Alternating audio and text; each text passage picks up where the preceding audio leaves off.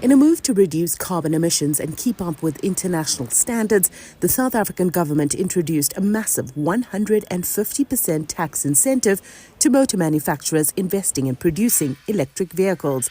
However, it seems a barren road ahead as car makers are not convinced it's enough.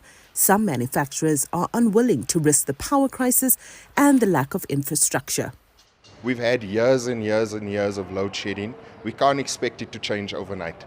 The manufacturers are saying that they are not looking to change the plants here to manufacture for Europe.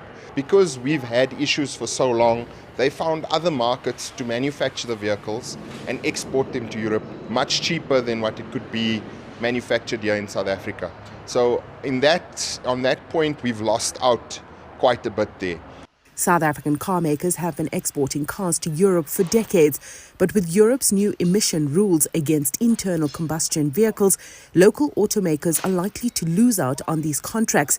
Industry leaders have voiced their frustrations, calling for more government support and a reduction in import tariffs, which they believe is stifling the new energy vehicle market. We've got an import tariff of 25% on these EVs that come into the country.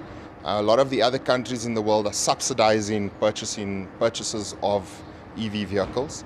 The other thing is if you look at the layout of South Africa, we have wide open spaces between towns and cities and the rest of it. Whereas Europe, everything's quite close together. There's charging stations on literally every corner. Consumers are starting to buy into the idea of owning an electric vehicle, but many are still skeptical. In 2023, only 7,700 new energy vehicles were sold across South Africa, 85% of which were hybrids. There is some optimism, though, that this market will take off soon.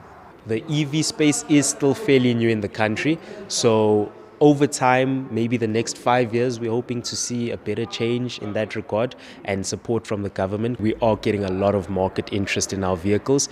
A lot of people are starting to wake up and realize to the overall value savings that they can make. Most people have solar at their house, and if we're looking at it from a cost per kilometer point of view, it always is going to triumph a petrol vehicle. In the meantime, new international entrants into the market are presenting cheaper alternatives.